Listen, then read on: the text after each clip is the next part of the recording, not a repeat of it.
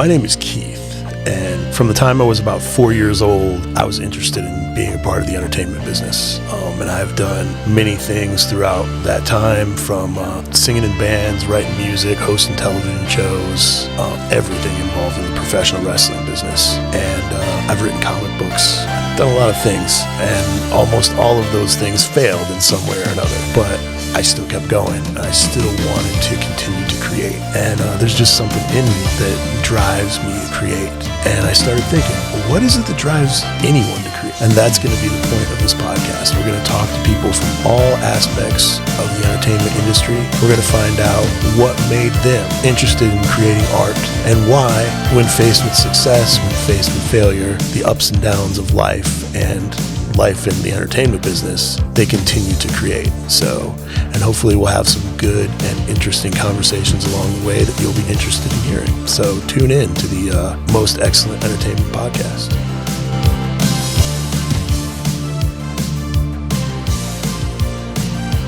Hey everybody, welcome to the Most Excellent Entertainment Podcast. I'm your host Keith, and I am here today with a writer, a film producer, a comic book publisher, a very talented guy, Mr. Shawn Hainsworth. Welcome to the podcast, Shawn. Thank you so much. Very nice, very kind introduction. I appreciate it. I do my best, man. So, I want to give a little overview of how we kind of connected, because if it's anything more than just an email, I kind of like to brief the fans of the podcast, the listeners, I suppose, on how this all happened. So basically, I'm a big comic book fan. I'm a big music fan, as a lot of the people who listen to this thing and watch this thing know. I'm scrolling through Facebook, and I see a comic book that also crosses over to music, and it seems really cool. So you could get a little digital preview. So I clicked to get a digital preview, and Shawn was actually kind enough to send me the entire graphic novel. I sat down, I read it. I loved it. It combines a lot of things that I really enjoy. And that was Woodstake. And yeah, I mean, so then I just messaged him and said, hey, would you like to come on the podcast sometime so we could talk about this? And here we are. So great. Yeah, no, we're just trying to. So yeah, I mean, just briefly.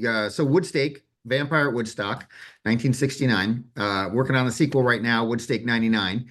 And in comic book stores now. Final issue. Second and final issue is in 2 weeks, and the final issue is in January, and the graphic novel will be next year.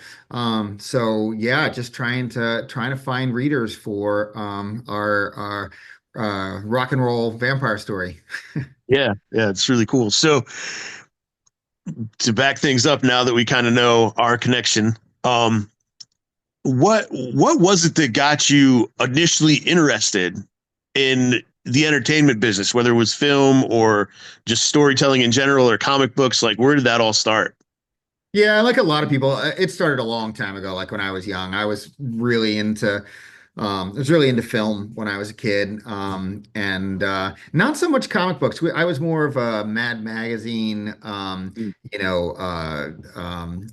National Lampoon kid. I found comic books more in the 80s, and then in the 90s, when with Image and a lot of the indie comics came out. But yeah, no, I studied film in college, but I made mostly documentary films for a long time. But I was always working on stories, like always. And I ended up making 5 documentary features, going to a bunch of film festivals and doing all of that. But at a certain point, I just realized I really want to tell my own stories more than doing documentary. Documentary is a great way to cut your teeth because you're really structuring stories, but you don't control the material that comes in, right? Like you're not writing the story is evolving in front of you. So I had a bunch of stories I was working on. My first child was born in 2004, and I kind of took a break from filmmaking for quite a while, like 10, 12 years. But I was constantly writing. Had a couple novels in progress, and then the idea for Woodstake hit me. Vampire at Woodstock. It just the scenes just started popping into my head. And I wrote it as a screenplay first. And I took an award at the Austin Film Festival, and I was down there. They have a great writers workshop and everything, but being a screenwriter is hard. Like you have no control over anything. You're just like, please take my screenplay and do whatever you want with it. And I just wanted to really make this. So that's when I was like, okay, you know what? I'm gonna just make my own comic book. Like a lot of creators out there, I was just gonna do it. So I found Felipe Kroll, amazing artist, and I put that book into production. And then two others. I have a sci-fi, which is based on a novel I've been working on for a long time called The Killing Machine. And then another kind of half-written novel called Aerotech about a Silicon Valley startup that makes sex robots. So I put all three of those into production, and haven't looked back. I've had so much fun, and it's so great to bring the story to life myself, right? To not just hand it over to a producer and sit back and see what they do with it. And the other thing is, what I realized is that if you sell a screenplay, you own nothing, right? I mean, you basically sell all the rights to it unless you got a lot of leverage going into the deal. So, but now, like that I've published it myself, I own all the intellectual property. And so, if I don't even care if it gets made as a film because I like it as a comic, but if something were to happen in that world, I would be in a different position where now I own the intellectual property. I'm not just, I don't have a screenplay, I've got an actual thing. So that changes the negotiation a lot and allows me to have more control over what would ultimately come of it. But I'm having way too much fun making comics. I got four more in production right now, and we're really making a go of it. We got in the Diamond catalog for Woodstake and the Killing Machine, so we're out there with comic books in comic book stores. I was at San Diego last year on a couple panels, and making a real effort to turn this into an actual publishing company. That's awesome. Yeah. I noticed one thing when I was reading it, like without giving too much away, because I guess the ending and whatnot hasn't really been made public yet. But the story arc and the way that you can tell that you know story structure, because it definitely follows, every character has kind of an arc that you can follow through the whole thing. And you, if you pay attention, you can kind of see where it's going, but then there's some twists and stuff like um I really liked that. I'm a big fan of independent publishers. Some of them are really, really good, and then some of them are like you get a good concept, but they just don't execute the story. And so that was something that I really appreciated. But it was a Was lot of drafts. I Yeah, actually really appreciate that because, yeah, it's like, the idea of Vampire at Woodstock is a great idea, but then yeah, how do you make that real? Like, and I wrote like four drafts of the screenplay.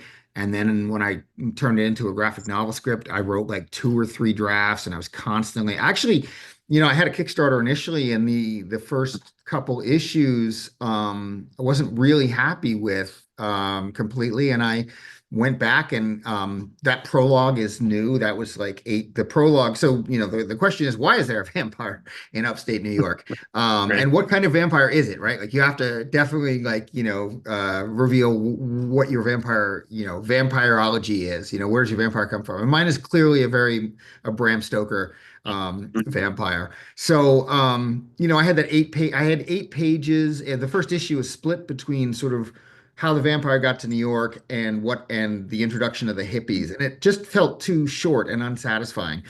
And so I just took the time and spent the money, and I took those 8 pages and I turned them into a prologue that really, really introduces the story, I think, much, much better. So yeah, no, I worked really hard on trying to make it all fit and come together and not just be a bunch of yucks about a vampire at Woodstock, right? Of course, the vampire has to Right. trip on LSD infused blood, right? Like so, Of course. there's all the Yeah. fun stuff, but there has to be a real story and real characters behind it. And actually, Woodstake 99 is great because the ending is not fully resolved, right? So it's definitely a Mhm. two-part series. And the story will get a final resolution at the end of Woodstake 99. But I'm really, the character arcs continue. Yeah. And it's really great, because I just think culturally from that totally idealized peace and love hippie world to, the 90s and just the cultural changes and all of that and, how hippies became yuppies and there's just I'm having a lot of fun with it. And now the arc extends out 30 years for some of these characters and the next generation comes in. So, but once again, I'm writing many, many, many drafts because I want to get it right. Right, right, Yeah. right. So will Limp Bizkit feature in the second half? Of course. Yeah, Yeah, you can't talk about Woodstock 99 without talking about Woodstock 99 without talking about Fred Durst or yeah, yeah, so the issues are named after songs, right? So right. so yeah, the first issue was Freak on a Leash, which is a Korn song. Sure. Yeah, definitely definitely Limp Bizkit will be in there. Yeah, actually there's been two great documentaries on Woodstock 99, one on Mhm. HBO and one on Netflix called Trainwreck, which is like a three-parter. Yeah, So if you haven't seen that, go see that because Woodstock 99 was a total train wreck, start to finish. And I mean, they basically burned the place down.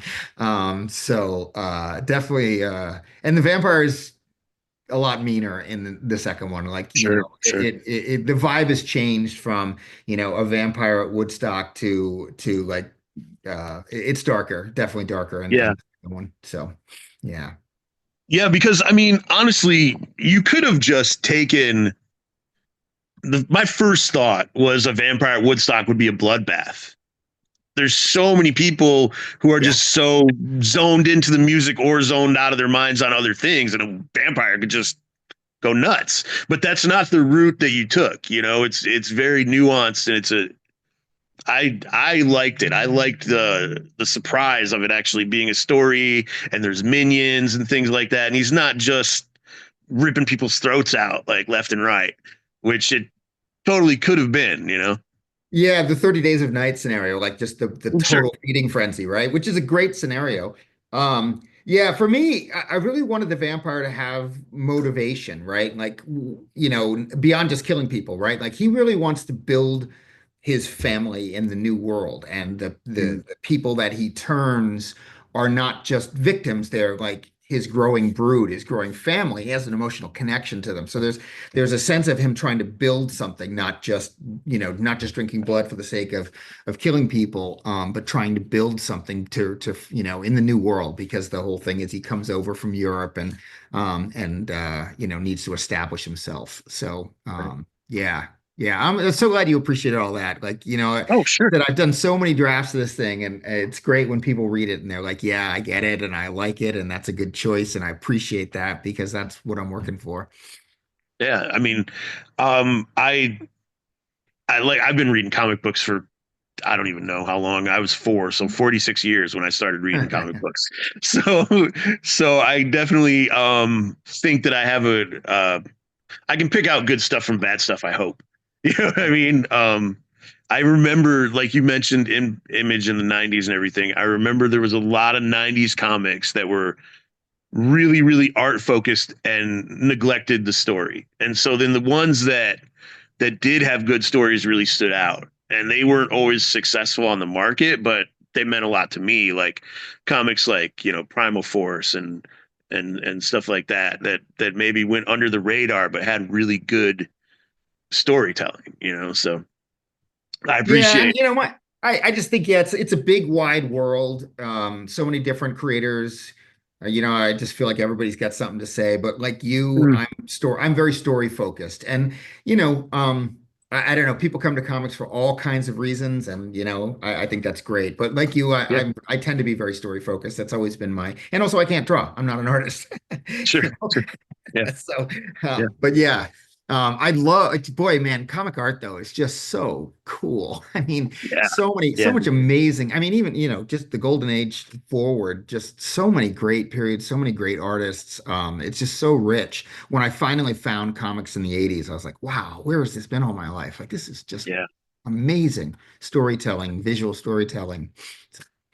Yeah, there's a comic, an issue of Marvel Fanfare, that Dave Gibbons drew, and it's a dream that Doctor Strange is having, and he's battling a nightmare. And there's like one word bubble at the beginning and one at the end, and the whole rest of it is told in this dreamscape with no words. But it's an Wow. amazing story, and that's Dave Gibbons is a master. I mean, He that is, guy, and he had to recover from so working with Alan Moore, who has right, so many right. words. Yeah. Yeah. I So mean, he's I like, I'm love just gonna Watchmen, but draw I'm on this sure, one. yeah, it's like no bubbles. Yeah. Yeah. I'll So have to dig that up. That sounds awesome. yeah, it's really cool. And the art is so good. It's honestly my favorite comic book cover ever. Like the cover is so good. It's like Doctor Strange and then nightmares coming in from the distance. It just looks really cool. I've always thought Yeah. about getting a tattoo of it, to be honest. Oh, cool. So Yeah. yeah. Get a So good tattoo artist. oh, I'm for sure you sure. have one. Yeah, bad Yeah. tattoos are bad. Yeah, Yeah. and being able to replicate Dave Gibbons is a tall ask. But Yeah. so obviously I'm familiar with the Wood State comic, but you have other stuff. Did you want to talk about that at all? Because obviously I'm not going to be familiar, but I mean, for someone who you're introducing it to. Yeah, well, so I will make you familiar. I'll shoot you links to the other ones. So yeah, it's funny. I mean, one of the things the challenging things is of starting a publishing company is what is SHP Comics, right? Why do people come to SHP Comics? Especially when we're cross genre, because I got an all ages title coming out next year, right? Which is sort of a manga Western mashup. So I've got a sex robot comedy, an all ages manga Western mashup, a vampire at Woodstock, and like a cerebral sci-fi. So clearly, we're not defining ourselves by genre, you know. Right, And right. what I hope we're defining ourselves by is storytelling. Like all, I hope and believe, and I'm working hard so that all of these stories are really well written. So the Killing Machine is kind of it's cerebral sci-fi in the spirit of, maybe Arthur C. Clarke or Ted Chiang or something like that. It's got some really good ideas behind it, but it's also got a fair amount of action. And like that was a novel I worked on for like a year and a half back. And then once again, I've done, you know, two or three screenplay drafts and like multiple drafts. And this one I've restructured the heck out of, because it's a really big story and it takes a while to get into. But I think it's come out really, really well. I'm really pleased with the way it's come out. Finding an audience is harder for it. I think finding an audience for sci-fi is harder these days in general than horror.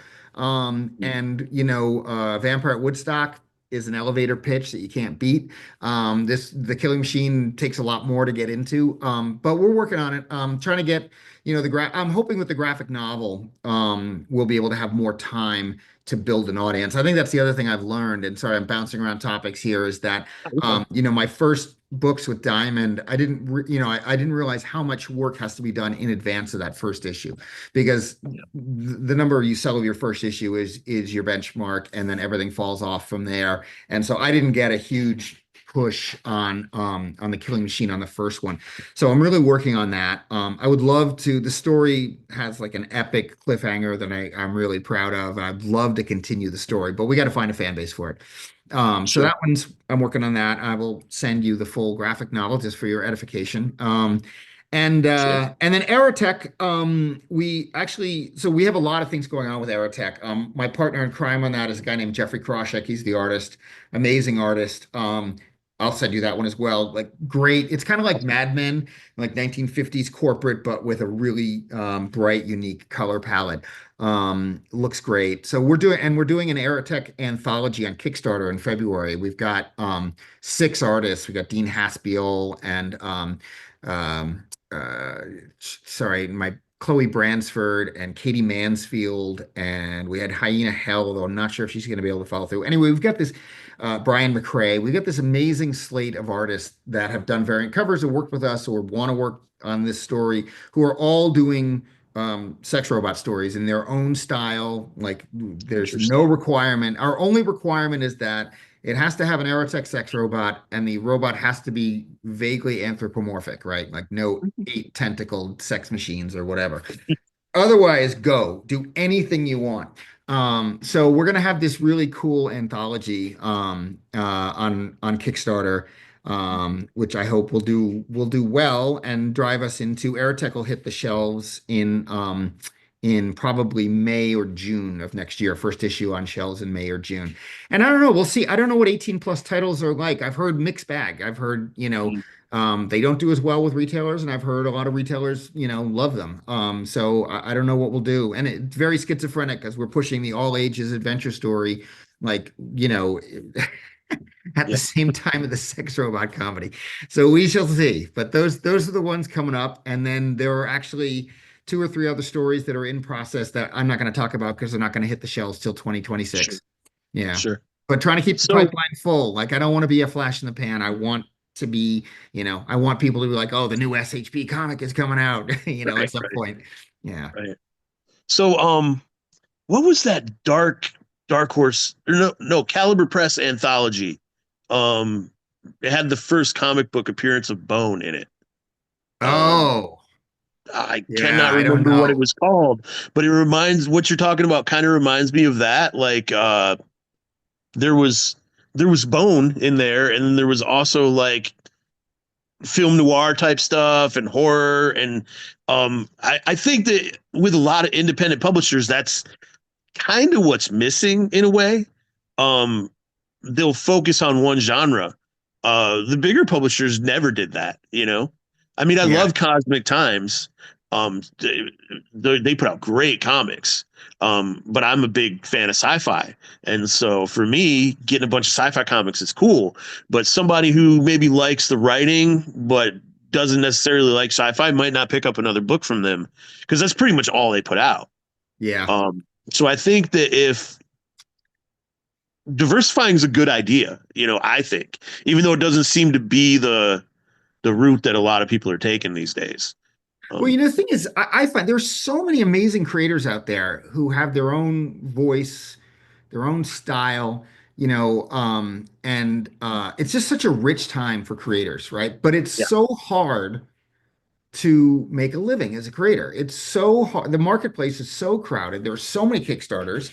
There's so many people at Artist Alley. There's so much out there that it's hard to find a space, right? Like to yeah, just yeah, and yeah, and I love the idea. Like the sex robot thing is an easy lift, right? Like right. it's a story that can be taken in 100 different directions. It can be horror, it can be comedy, it can be emotional, it can be anything, right? And so, Mhm. yeah, I just love the idea of getting all of these different artists who I think, Jeff and I, curated pretty carefully about who we really loved, who are going to bring something totally unique to it. So when you flip through this book, the art style is going to change, the type of storytelling is going to change, and the only thing that ties it together is the idea of an Aerotech sex robot. But yeah, it's a great way to, to bring more artists' work out, to give another venue for them. Because, I mean, Dean's really successful. He's at every Comic-Con. He just had a big Kickstarter. He does great. But, it's always great to find more readers for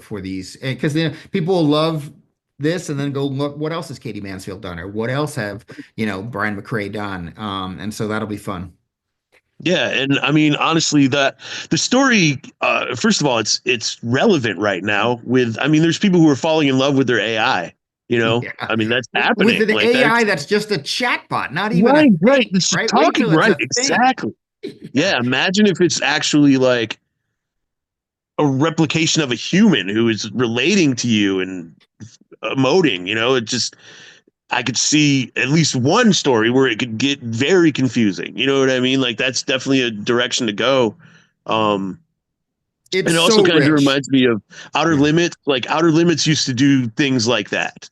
You know, technology, Yes. human Yeah. relations, like that was a big thing that they used to do. Like so, and I loved Outer Limits. I liked the newer one better than the old one. Sorry, but but you know, You like what you like. You don't have to yeah, apologize for yeah. it.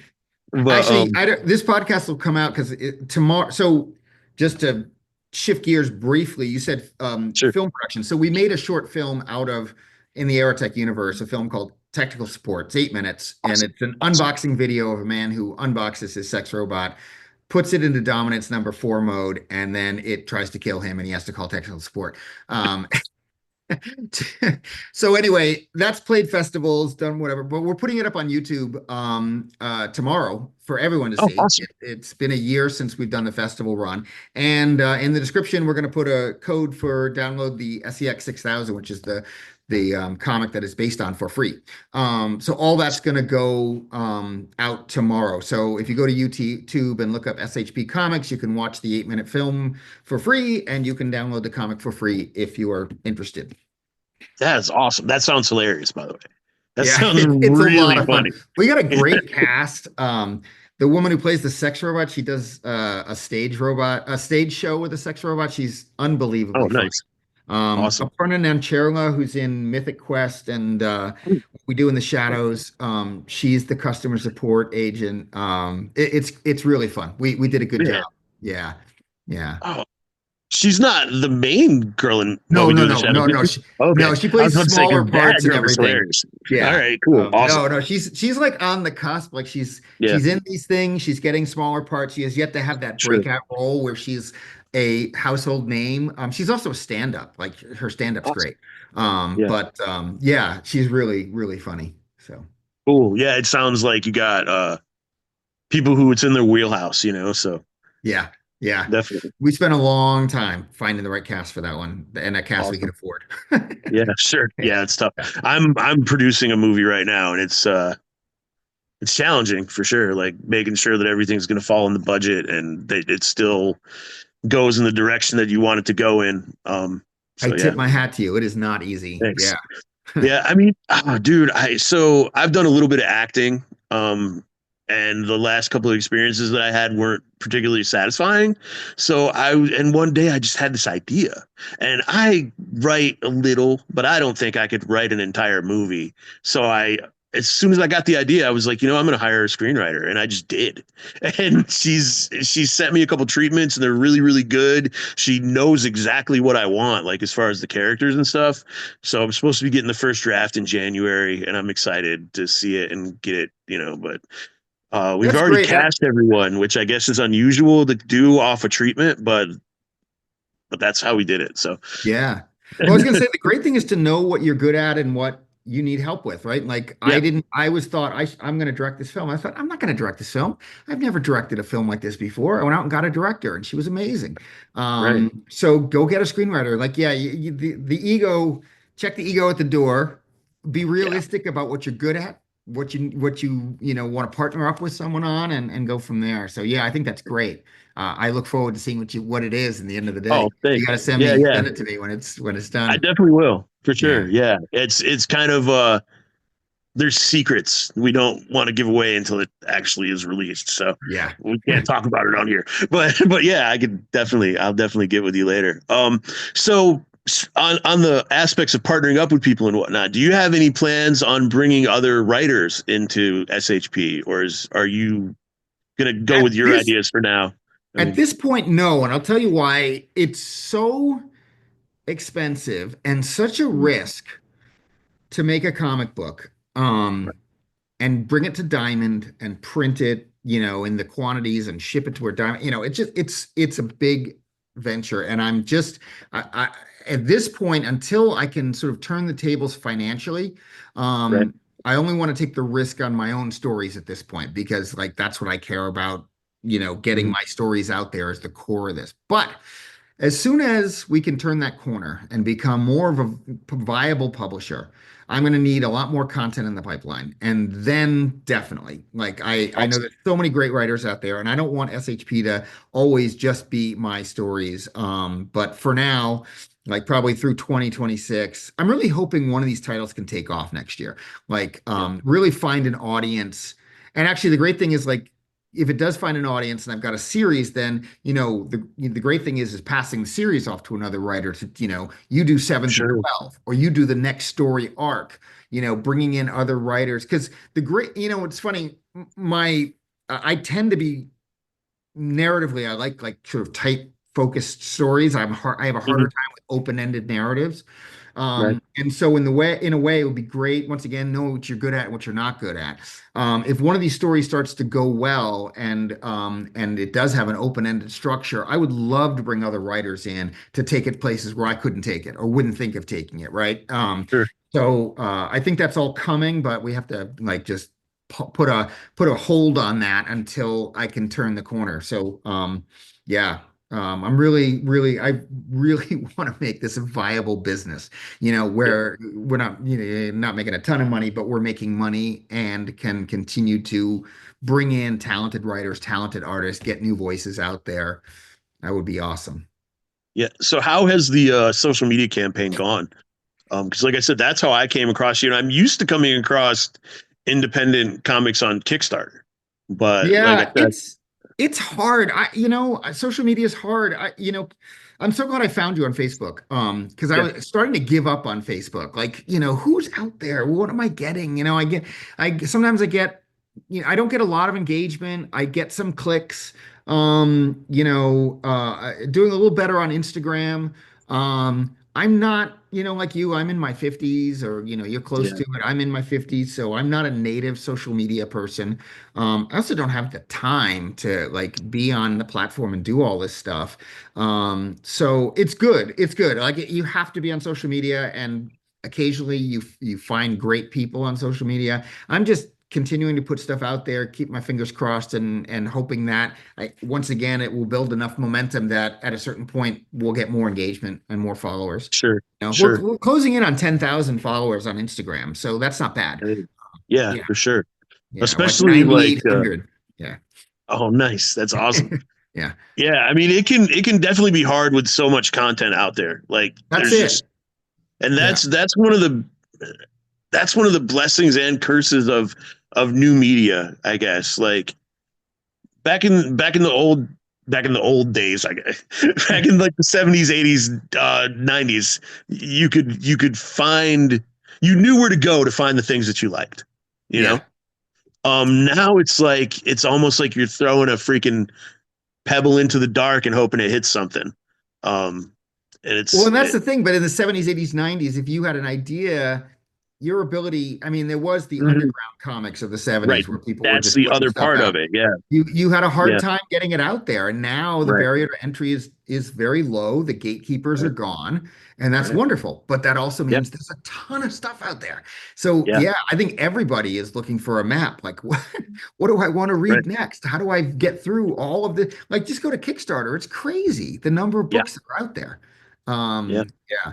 That's the thing about running a Kickstarter campaign. It's like you got to grab people in the first 24 or 48 hours or you sink. And once you're down on the second or third page of the new comic book list, forget about it. Yeah. Yeah. Yeah. There's a guy named Simon Sama. He's a bass player. He's really, really talented guy. And I don't know why, but he was having some confidence issues with his Kickstarter. So he reached out to me and asked me if I would help him with his Kickstarter. I mean, he said that he noticed that I had bid on a lot of successful campaigns, and I'm like, doesn't I don't know if that means anything, but I helped him and we pushed that thing right until like he literally hit his goal. I think it was 3 days before the end of it. That's but awesome. but it was desperation. I was like, what are we gonna do?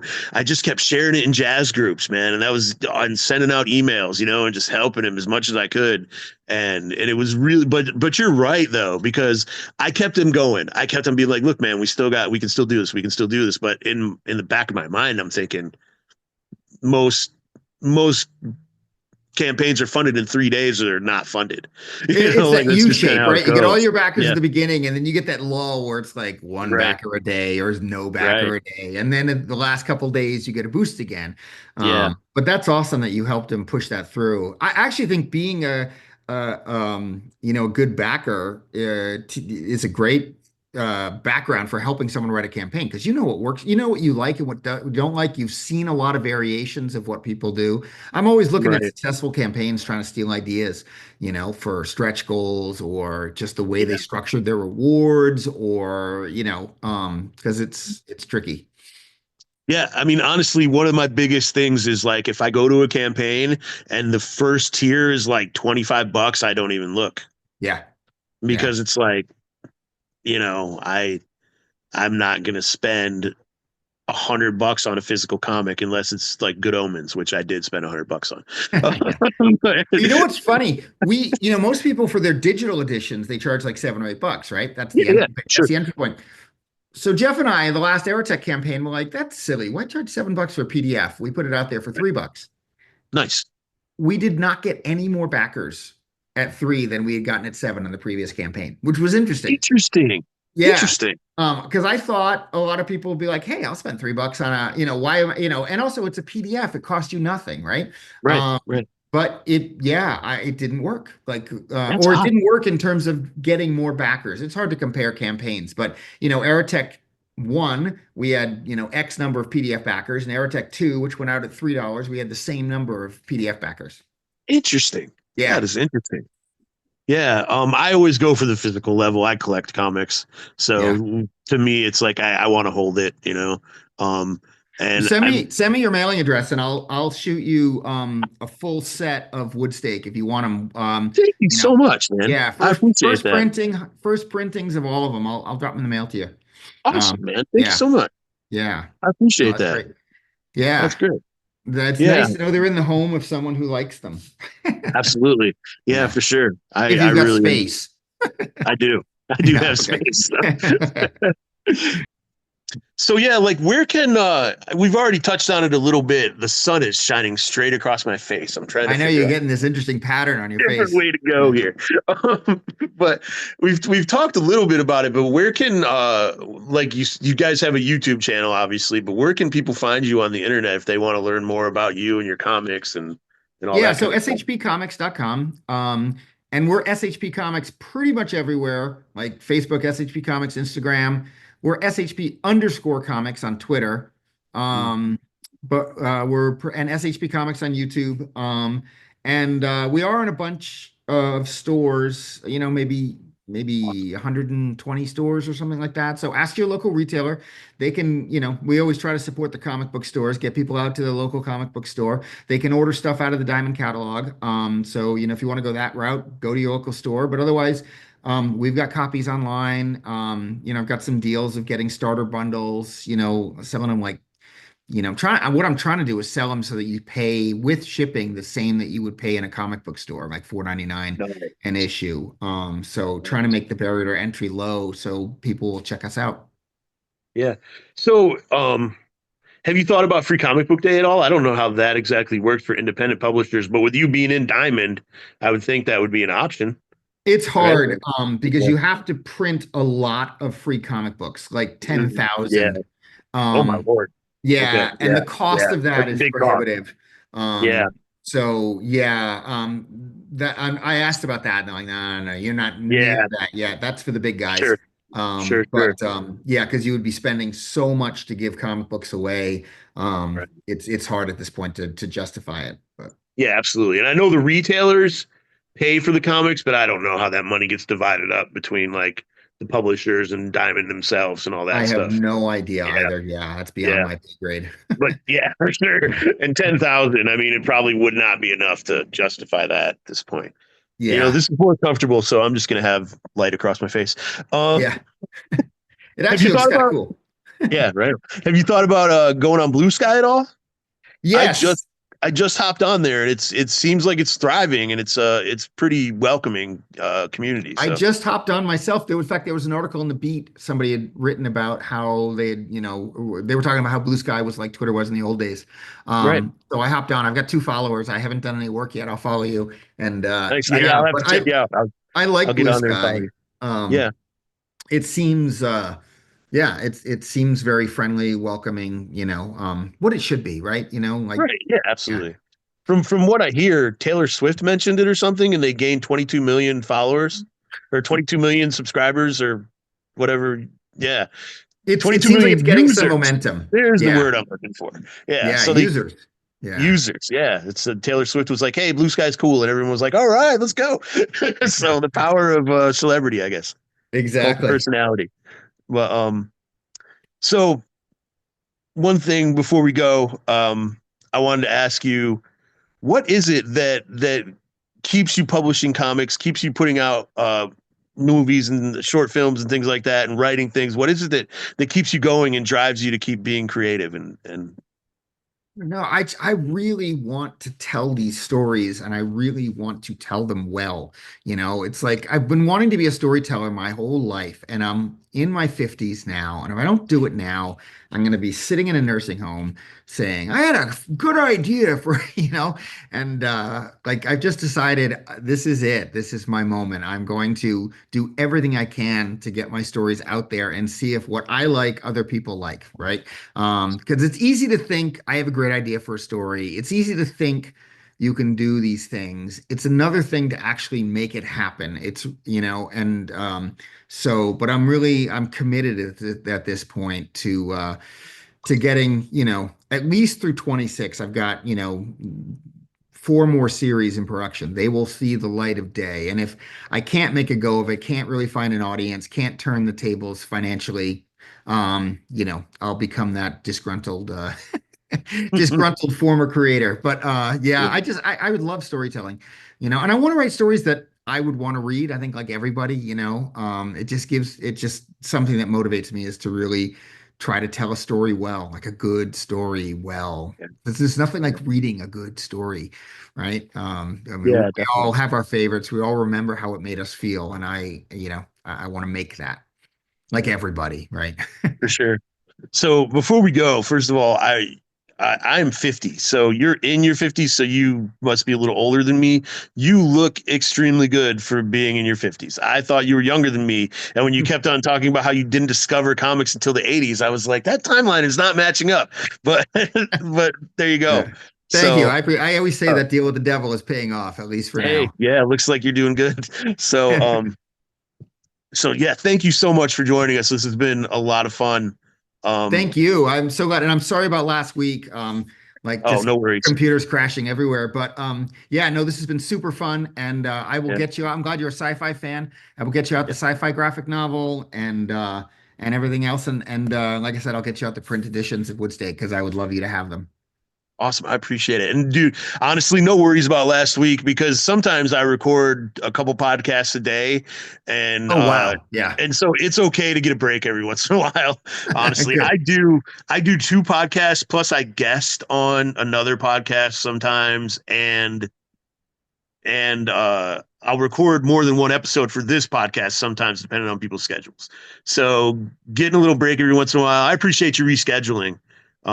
Because this, if I hadn't gotten to talk to you, I would have been disappointed because this has been a really cool conversation. So Yeah, I me as appreciate it, man. well. Thank Awesome. you. I'm sorry, I'm losing Thank my you. light here. I'm like going to Oh become yeah, I the see you're dimming. the FBI witness here soon. And I'm getting more light all just streaming in on my face. But yeah, so I want to thank everybody for listening. I don't know, I don't think you guys can see this, but we have been growing and growing and growing in the last couple months, and I'm really, really proud of everything that we've been doing, heading into the end of this year and going into the next one. I want to thank my producer, Tyler Martin. As I say every single week, I could not do this without him. He is the guy who gets my creativity and my ideas out into the world because I couldn't do it on my own. So thanks everybody for listening. Thank you so much to Shawn, and we will see you guys next week with more Most Excellent Entertainment.